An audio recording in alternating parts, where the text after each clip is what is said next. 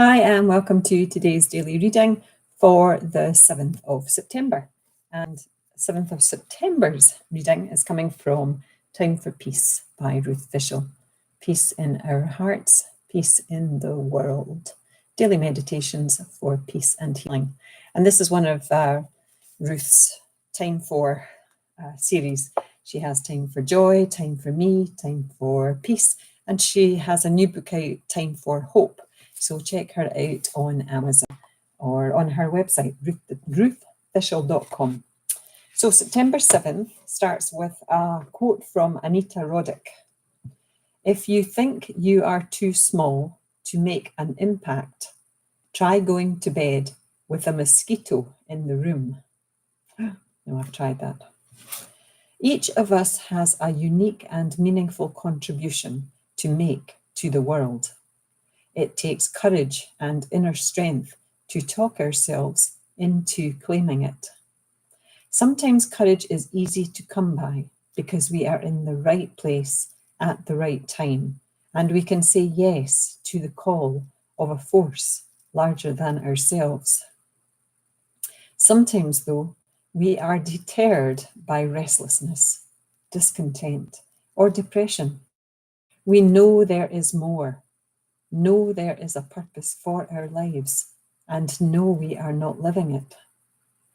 Purpose unfolds when we answer the call to courage, when we speak our truth, regardless of consequences, when we move from what appears secure to make those choices that feel like a free fall into a bottomless pit. Those choices we make that excite us just as much as they scare us. However, it is in the places in between that we find out who we are and of what we are made. What impact do you want to have in the world? What is your next step that you can take in that direction? Not the big leap, not the next 10 steps. What is the next step? A beginning is all that is needed. And that was a submission by Kathy L. Kidd, who is the National Field Director, or she was the National Field Director of the Peace Alliance. I am free to choose the life I want to live. I now take the next step in achieving my dream. This one was written for me today. I am in the process of re-editing my, one of my books, but the one that's going to go out there first. And it takes courage. It is taking courage. You know, it's one of these things that I have been writing books for years now. And this isn't the first one that I started. This is actually the second last one that I've written. The last one is finished but not out in the world yet. And this one was the one before that, the one that I have actually sent to an agent to try to get them to take it on, but only one agent, and that was a couple of years ago. So I am in the process of now revisiting getting the book out there.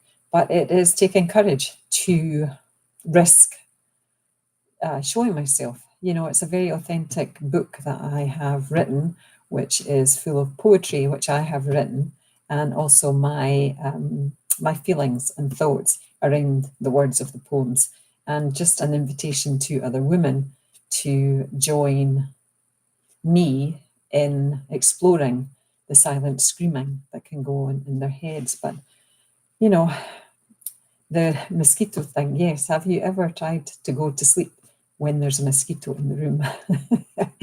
It doesn't happen. I was a nanny many years ago, and I had a little cabin of my own up where they had their cottage, and I would go to bed and I would listen and I would hear the buzzing because there was rips in my screen, and I would hear the buzzing and I would put the light back on, and I would sit there until I could find that buzzer so that I in the middle of the night. So never think that you are too small to make an impact. These mosquitoes make a big impact.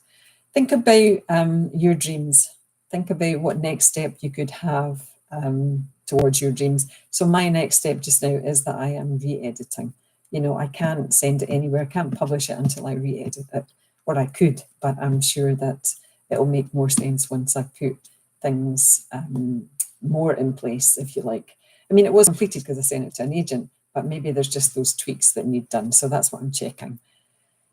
So we don't have to do the next 10 steps. We don't have to take that huge leap, but we do need the courage for the next step. Sometimes we need the guidance for the next step as well. And we can, it's a beginning, it's a starting point. And sometimes by doing the first step, the second step appears, and then the third step, the fourth step, and before long, we go from doing what is necessary to doing what's possible to doing the impossible. So think about that. Doing what's necessary, doing what's possible, and then doing the impossible. So my 5 minutes are up. Namaste. Love to you all. Bye now. Bye.